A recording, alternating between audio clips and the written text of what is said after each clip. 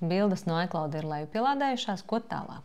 Atveram mūsu ārējo cieto disku, mapīti, kur tās ir saglabātas, un tālāk vajag atzipot šos failiņus, atarhivēt. Ja? Viens variants, ka tu vari ar peles labo taustiņu nospiest un extract all, vai arī otrs variants, ka tu ieej šeit, paņem augšā extract un arī extract all atzipot. Latviski tas laikam saucās izvērst visu. Vieta paliek tā pati, ko viņš te piedāvā. Extract. Un gaidam. Un vienlaicīgi tu vari atarhivēt vairākus failus, ko es tev arī iesaku izdarīt, ka tu uzreiz ņem vairākus failus kopā.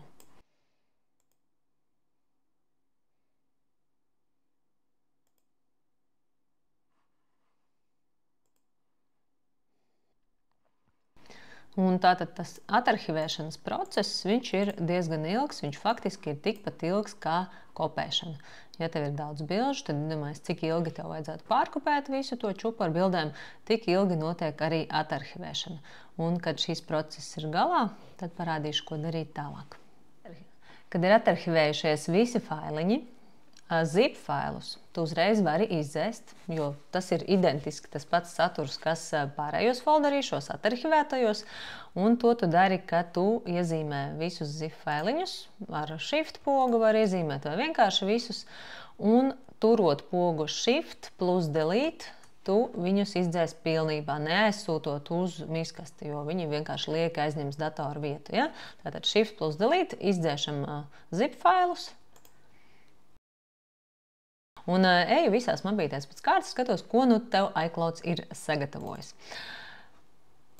Tā, albumi, memories, fotos un recently deleted. Ja es aizmiršu izdzēst recently deleted folderīti, tas arī ir iedots tev bonusā.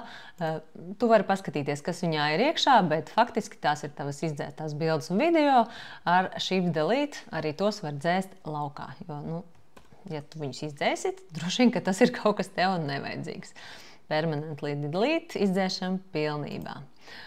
Un tālāk ir albums un memories, varbūt tev ir vēl kaut kas cits, bet tas ir tas, ko iPhone mums sagatavo Excel formātā. Godvārds, neesmu vēl joprojām sapratusi, priekš kam tie Excel ir vajadzīgi, jo ja vēl tās bildes būtu salikts pa mapītēm, ja tev favorite un visi tavi albumi būtu salikti mapēs, kurās ir iekšā bildes, tad no tā būtu jēga.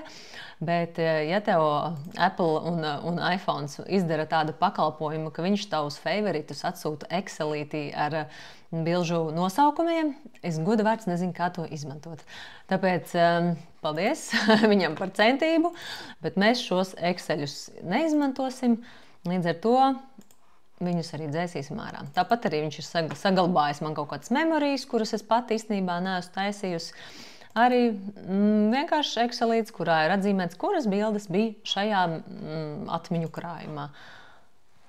Paldies par kūkām, neizmantosim tātad šos albumus un memorijas arī var dzēst laukā, jo es viņus nemāku izmantot. Varbūt tu māki, es nezinu, Excel kaut kāds speciālists varbūt mācētu tur izlasīt bildes pēc šiem albumiem.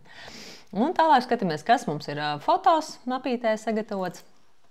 Un te ir visas tavas bildes, visi tavi video. Vienā lielā blāķī, kur vairs nav albumu vai tavas izlases. Tātad, ja tu vēlies dabūt savas izlases, tās ir jāņem caur iCloud.com, kurā ir iespēja līdz 1000 bildēm vienlaicīgi iezīmēt un lejupielādēt. Bet tā kā mums šeit ir daudz tūkstoši, iespējams 10 000, tad mēs savācām šādu visu lielo apjomu, lai tas nebūtu pa 1000 bildēm jālejupielādē. Un tas, ko es tev varu piedāvāt šeit, ir, ka tu paņem skatu, ja, view skats details, un te mēs varam paskatīties failu tipu, kādus failu tipus te ir iCloud to sagatavojis. Ja? Un atkal te varētu būt, ka ir Excel failiņi, iezīmēšu, piemēram, Excel failus, foto details, piemēram, viņš atkal vēl ir sagatavojis kaut kādas informāciju par fotogrāfijām. Ātri iešu iekšā, paskaties, ko mēs ar šādu varam darīt. Es domāju, ka neko, tādēļ visus Excelīšus iezīmējam un dzēšam ārā. Tas viss mums nenoderēs. Tālāk pie failu tipa skaties, kas tev vēl varbūt ir kaut kas nederīgs. Parādīsies arī iespējams Heights faili. Diemžēl Windowsam ar Heights failiem ir nepārāk laba saprašanās. Tev ir divi varianti. Tu varēsi vai nu uzinstalēt programmiņu, kura vienkārši spēja parādīt tev Heights failus, un tu viņus varēsi atvērt, vai arī otrs variants, ja tos Heights failus vajag pārkonvertēt uz JPG failiem. Tur ir kaut kādas citas programmas. Es par tām programmām uzlikšu atsevišķu, ko var izmantot, bet pagaidām, lai viņi ir kā ir. Ja tev šeit pie failu tipa vēl parādās arī tāda lieta kā AAE failiņi, tad tos arī tu vari droši dzēst. Un ir vēl arī PNG faili, ja tie varētu būt, ka tev ir kaut kādi screenshoti, un tos tu arī, ja vēlies, vari jau izkopēt atsevišķu vai varbūt vispār izdzēst. Ieiešu vēl savā otrā failiņā, paskatītos, kas tur ir, un man arī vēl kaut kāds Excelīts ir ielikts, no kura arī nav nekāda jēga, es viņu nemāku izmantot, nesaprotu, priekš kam viņš vajadzīgs, līdz ar to visus šos Excelīšus es dzēšu laukā. Ja tev ir kaut kādi Excelīši saņēmušies, tad tu viņus arī droši dzēs. Šajā 2 of 2 man faktiski bija tikai tas viens Excels, kuru es neizmantošu. Viss.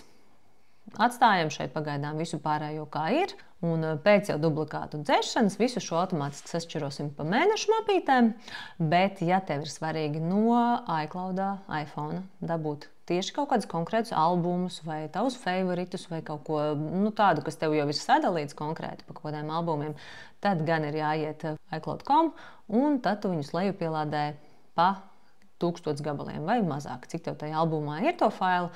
Tad mēs viņus lejupielādējam un duplikātus izdzēsīsim jau no šī. Ja? Tas būs jau pēc tam pie duplikātu dzēšanas. Un te pagaidām viss.